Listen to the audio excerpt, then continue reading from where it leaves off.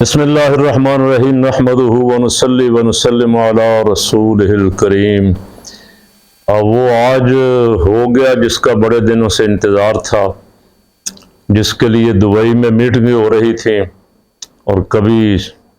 زرداری صاحب پہنچ رہے تھے، کبھی مریم پہنچ رہی تھی، کبھی میاں نواز شریف لندن سے آ رہے تھے۔ بڑی خفیہ میٹنگیں، نگران وزیر اعظم پہ بڑے بڑے لمبے چوڑے نام، میاں صاحب کی آکڑ پھاکڑ، تکبر، غرور، اور ادھر سے زرداری صاحب کی چال بازیاں۔ زرداری صاحب نے اپنے نام دیے ہوئے تھے، میاں صاحب نے اپنے نام دیے ہوئے تھے۔ روز کوئی نہ کوئی نئے سے نام، کچھ لوگ اپنے نام خود ہی دے رہے تھے۔ ان میں سے کچھ شرفاء کے نام بھی تھے جن کو اگر بنا دیا جاتا تو پاکستان کا بھلا ہوتا، کوئی بزنس پوائنٹ آف ویو سے، کوئی معیشت کے اعتبار سے۔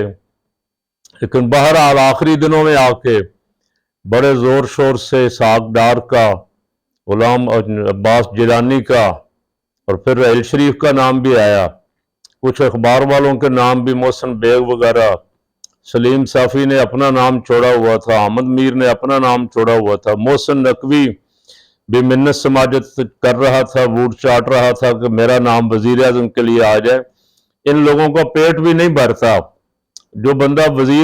نگران وزیر بننے کے قابل بھی نہیں تھا، وہ وزیر اعلیٰ بنا دیا گیا اور صوبے کا اس نے لا اینڈ آرڈر کا بیڑا غرق کر کے رکھ دیا، ظلم کیا لوگوں پہ۔ اب وہ وزیر اعظم کا امیدوار بھی بنا بیٹھا تھا۔ بہرحال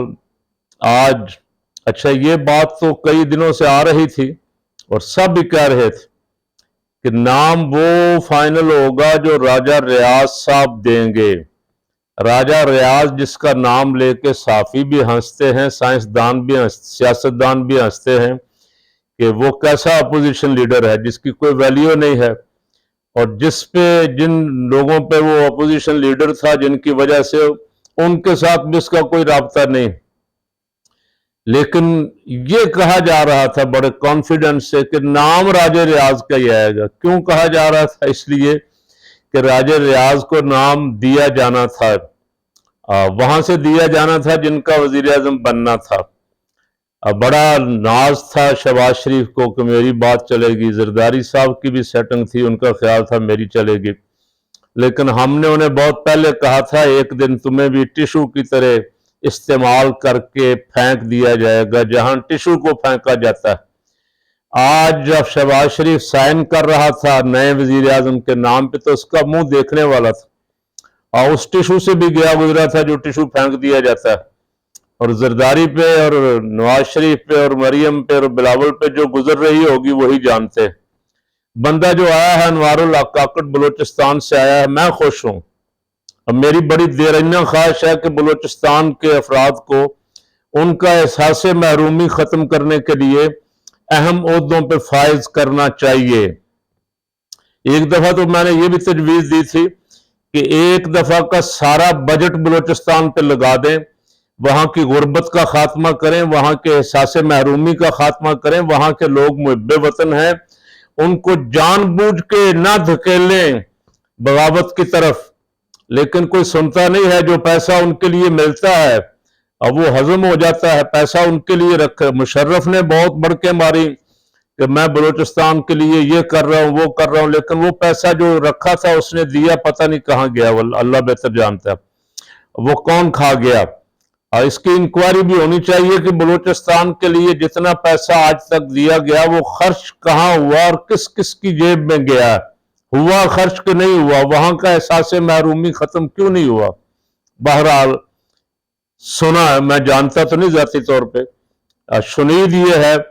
کہ بندے کی ریپوٹیشن اچھی ہے، باپ پارٹی سے اس کا تعلق ہے، سینیٹر تھا پہلے بھی، معاملات اسٹیبلشمنٹ سے بھی اس کے اچھے ہیں، لیکن بہرحال یہ فیصلہ اسٹیبلشمنٹ کا ہے تو میں انہیں بھی مبارک دیتا ہوں کہ یہ فیصلہ ان کا اچھا ہے۔ یہاں کسی ڈار شار کو یا اور نقوی کو یا بیگ جیسے کسی 2 نمبر بندے کو بنانے کی بجائے 1 نمبر بندہ آپ نے بنایا ہے، اور اس سے بلوچستان کا ایسا سینٹ کا چیئرمین بھی اس وقت بلوچستان کا، نگران وزیر اعظم بھی بلوچستان کا، اور آنے والا چیف جسٹس پاکستان جو ہوگا وہ بھی بلوچستان کا، تو بلوچستان کا احساس محرومی اگر پھر بھی ختم نہ ہوا تو پھر بلوچستان کے عوام کو چاہیے کہ وہ کسی اور پہ الزام نہ لگائیں، وہ اپنے لیڈروں کو گریبان سے پکڑیں، اپنے ان ذمہ داروں کو جو اہم عہدوں پہ بیٹھے ہوئے ان سے پوچھیں کہ تم کیا کرتے ہو بھی وہاں جب تمہیں عہدے ملتے ہیں۔ تو الحمدللہ امید کرتا ہوں کہ انوار اللہ کاکڑ صاحب، اور ان کی شہرت اچھی ہے، وہ اپنی شہرت کے مطابق غیر جانبدار رہتے ہوئے اپنا وہ کام جس کے لیے ان کو نگران بنایا گیا ہے اس کام تک رہیں گے،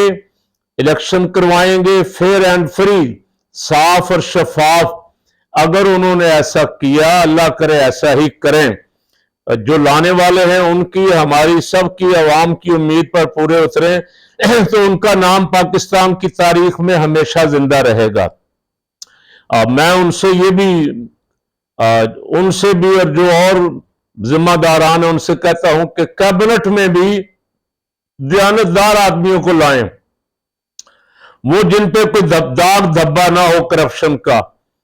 ایسے آدمی جس طرح خیبر پختونخوا میں تھے جنہوں نے لوٹ مار کا بازار گرم کیا اور شور مچ گیا، ان کی اتحادی پارٹیوں نے بھی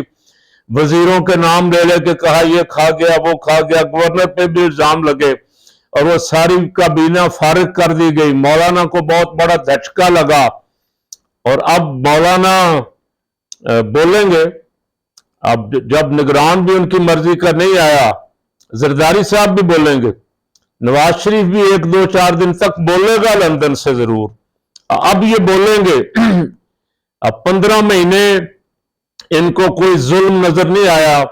عوام کو جس طرح اٹھایا گیا، جس طرح گھروں کو لوٹا گیا، جس طرح چھاپے مارے گئے، عورتوں کو پکڑ کے جیلوں میں بند کیا گیا،